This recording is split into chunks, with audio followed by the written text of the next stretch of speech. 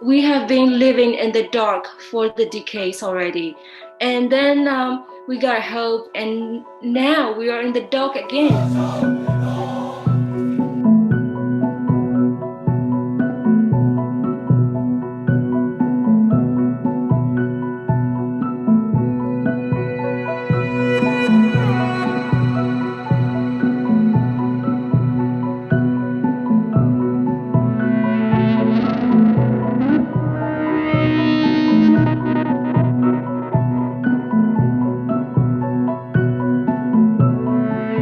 We were just shocked when we heard the news because we thought that, times have changed and that a coup like this wouldn't happen, but we were wrong. We were very proud of our young emerging democracy. We thought the future was going to be bright. This is just a nightmare for us. We are very devastated, and we feel like it's very helpless. We were suffering that dictatorship or military regime. No access to quality education, no access to the country was isolated.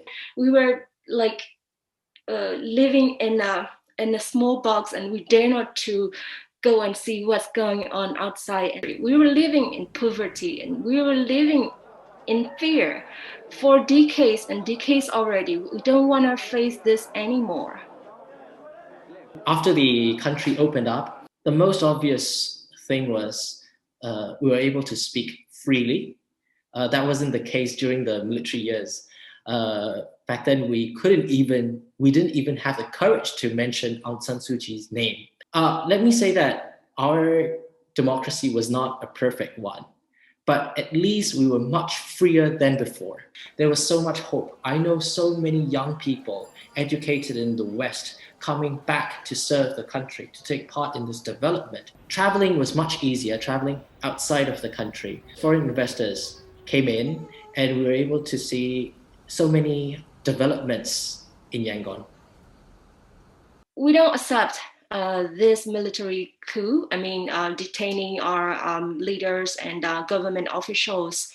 We are trying to stay home and trying to oppose in a quiet way.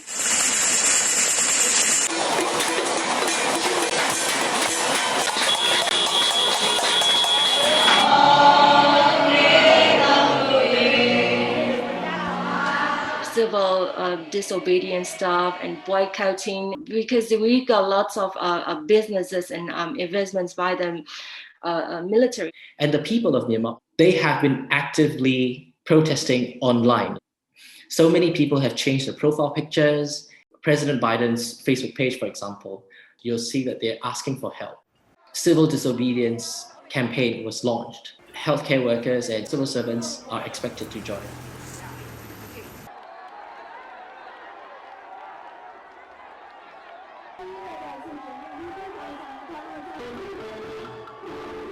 Best situation is to free Aung San Suu Kyi and the other government officials. I just want to see a dialogue between the NLD and the military.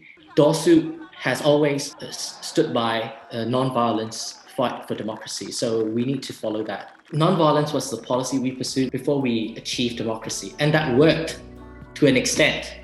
We just don't want to go back to the dark old days. If people can endure and continue to fight for democracy and human rights, then we will succeed in the end.